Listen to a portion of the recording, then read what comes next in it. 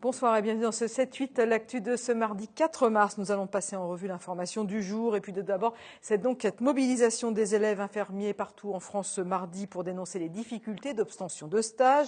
À la Verrière, au sein de l'Institut français en soins infirmiers, pas moins de 150 étudiants ont participé à la manifestation parisienne. Nous les avons rencontrés au sein de leur établissement. Des témoignages recueillis par Yolène Thorez et Patrick Jacques de Dixmude. À la Verrière, ces élèves de l'Institut de formation en soins infirmiers se préparent. Ils s'apprêtent à rejoindre les centaines d'autres étudiants infirmiers à Paris pour manifester leur indignation. La Fédération de l'hospitalisation privée a appelé à ne plus accueillir d'étudiants en stage après le 1er mars. On a 2 stages en fait par année. Si on ne fait pas ces 2 stages, on ne valide pas notre année. Donc du coup, on se révolte contre ça parce que ça met en jeu notre diplôme et ça met en jeu aussi la qualité de la prise en charge des patients et c'est toute une organisation autour qui fait que voilà. Cette décision de ne plus prendre de stagiaires est une réaction à la publication du ministère de la Santé il y a quelques jours. Elle annonce une baisse des tarifs des cliniques tandis que ceux des hôpitaux restent stables. Le gouvernement entend ainsi compenser le crédit d'impôt compétitivité dont les cliniques bénéficient, contrairement aux hôpitaux. En attendant, les étudiants qui se disent pris en otage dans ce bras de fer espèrent pouvoir être replacés ailleurs. Dans cette école de la Verrière, les 240 élèves des 3 promotions sont concernés. On devait démarrer le 17 mars en 2e année.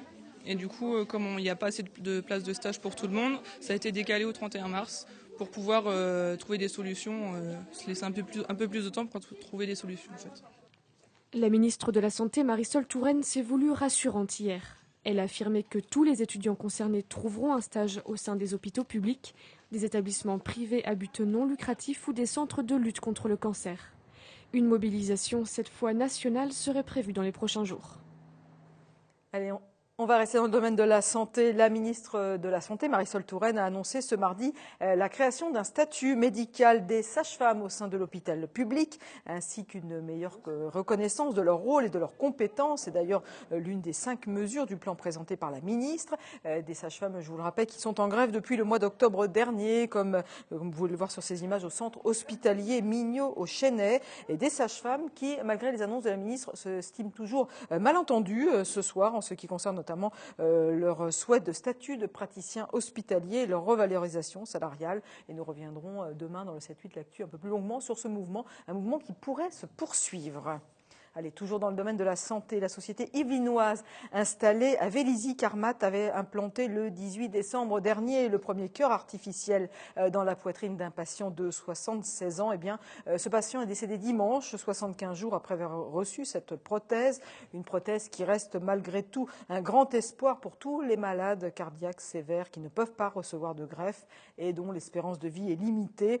La ministre de la Santé, Marisol Touraine, avait vivement félicité les équipes au moment de l'implantation de ce cœur artificiel. Eh bien, la ministre a tenu aussi à apporter le soutien à toute l'équipe de Carmat.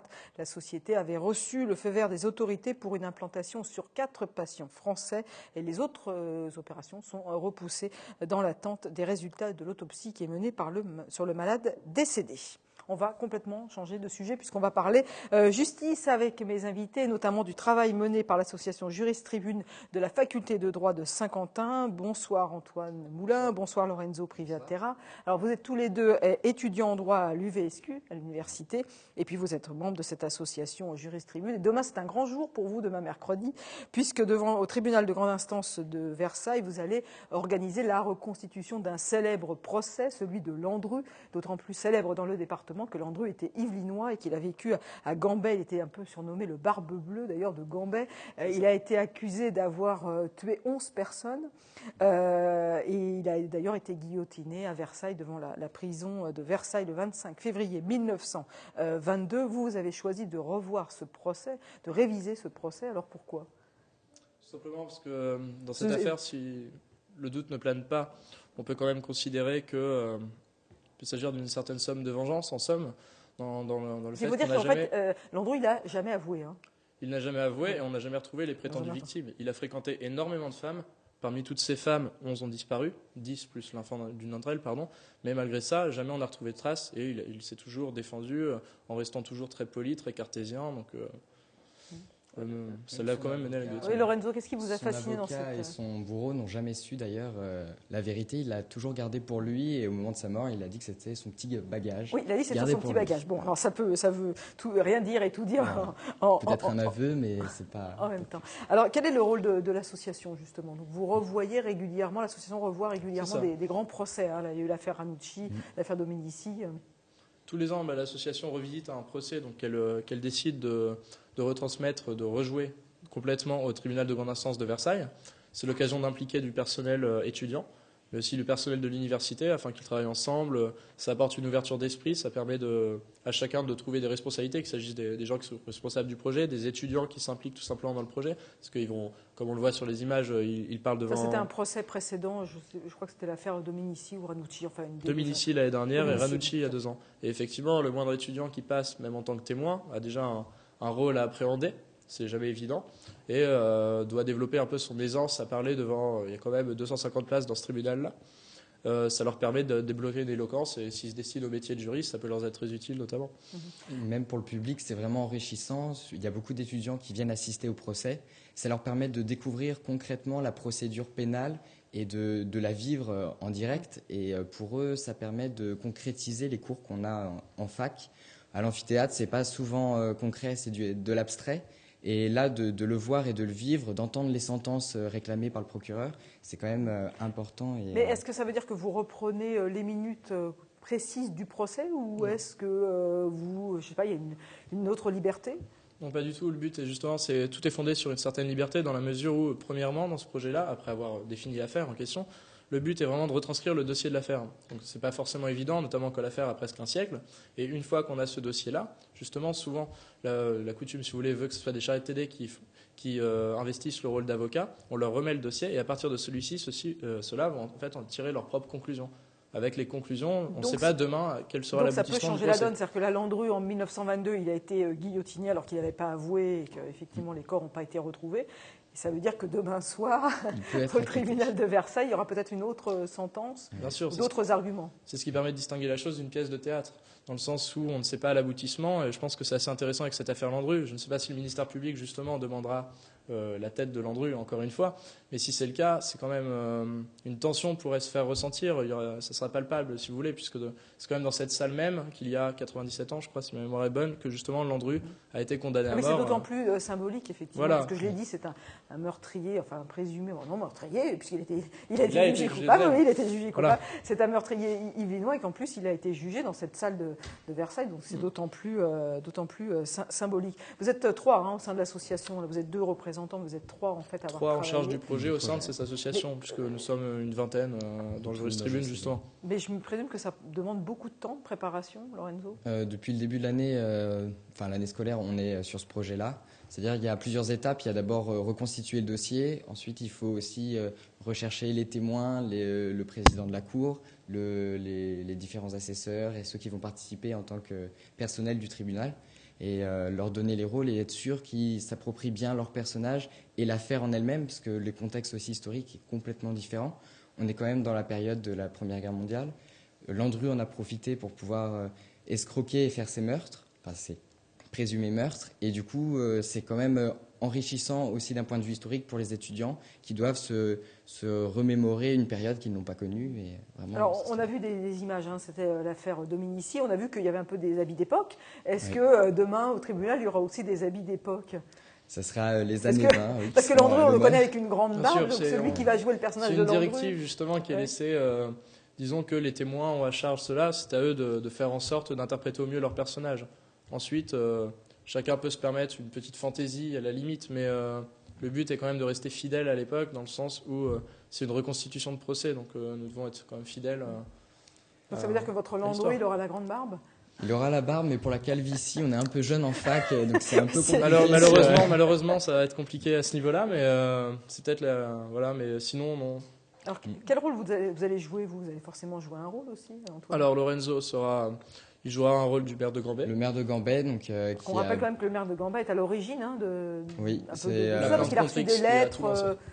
Expliquez-nous ça. C'est les deux amis des victimes ont contacté le maire de Gambet pour leur faire part de leur inquiétude. Et c'est à partir du maire que l'enquête finalement s'est enclenchée jusqu'à la découverte finalement des différents noms sous lesquels Landru se faisait il avait 90 pseudonymes. Enfin, il en a utilisé vraiment il a été découvert sous le nom de Frémier, sous le nom de Monsieur Guyet. Dupont. Ça a mené à Monsieur Dupont, c'est ça. Sur sa villa de Gambet était louée sous le nom de Monsieur Dupont, donc il y avait énormément de noms.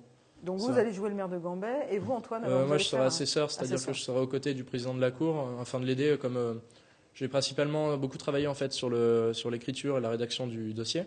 Le but de l'assesseur est de pouvoir informer en temps réel en fait, le président de la Cour, de l'orienter dans les discussions et de l'informer, de répondre à toutes ses questions sur le dossier. Mais aussi de lui dire, voilà, on a quand même un planning à respecter. Bien sûr, il est totalement, on peut s'en détacher en fait. Mais le but est quand même de pouvoir orienter les discussions convenablement de façon à mener à bien le projet. Donc, et bien cibler les questions qui seront posées aux témoins et à l'accusé. Et vous avez été accompagné dans ce travail par un professeur Pas vraiment. En fait, on travaille avec eux. Sans eux, le projet n'existerait pas, puisque c'est nous qui leur demandons de l'aide, dans le sens où les avocats, sans eux, on n'aurait pas de conclusion, tout simplement, il n'y aurait pas de jugement. Pareil pour le président de la Cour. Ensuite, c'est vrai qu'on a été en totale autonomie tous les trois, donc avec Pauline qui n'est pas là ce soir, on a été en totale autonomie pour rédiger le dossier. Ça, c'est vrai que ça a été assez dur, il y a eu des nuits blanches, etc.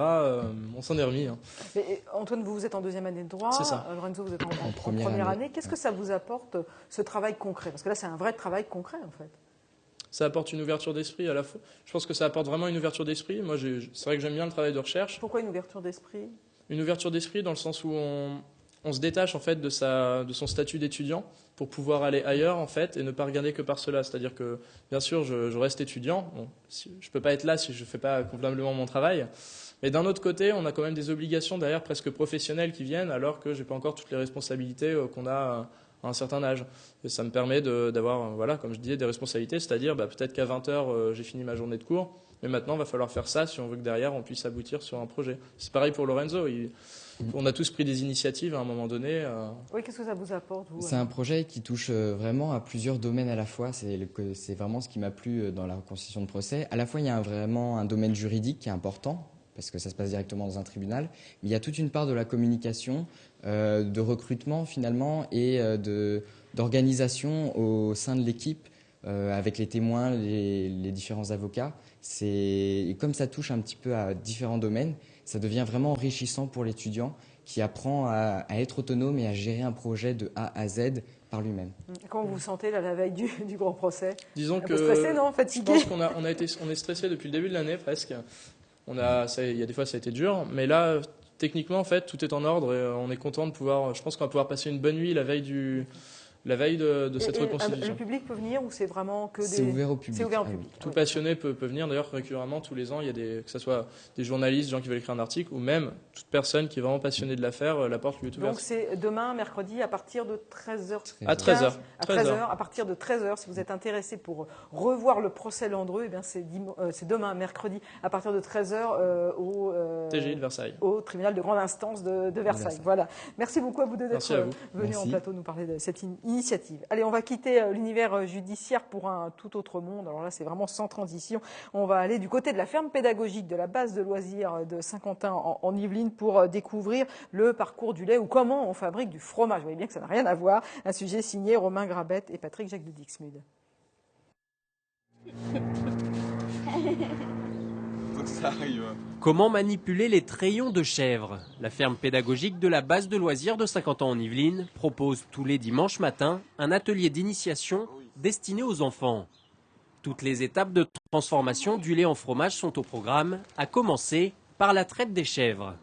Le but, c'est vraiment d'apprendre en s'amusant et en posant des petites questions. Par exemple, pour le lait, de savoir qu'une chèvre elle a besoin d'avoir un bébé pour faire du lait. On demande à quoi ça sert le lait, pour nourrir qui, pour nourrir le bébé. Et ils trouvent intuitivement. Les enfants apprennent ensuite les rudiments de la fabrication du fromage. Le lait est filtré afin d'enlever toutes les impuretés. Quelques gouttes de présure d'origine animale sont rajoutées pour coaguler le lait. Et après une journée d'attente, il faut égoutter le lait caillé dans des faisselles. Le fromage doit ensuite être salé et placé sur une grille munie d'un store d'égouttage. Il ne manque plus que l'affinage et le séchage.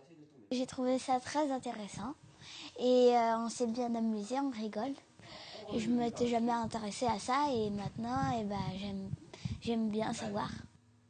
Mais pas question de dégustation à l'issue de l'atelier. Pour des normes d'hygiène, le fromage doit reposer avant d'être goûté. Cette édition est maintenant terminée. Merci de votre attention. Rendez-vous demain en direct à 18 h dans quelques instants. C'est le magazine municipal présenté par Wilfried Richy. Il sera notamment question d'un site de campagne piraté. Cela se passe du côté de Saint-Cyr-l'École. Bonne soirée.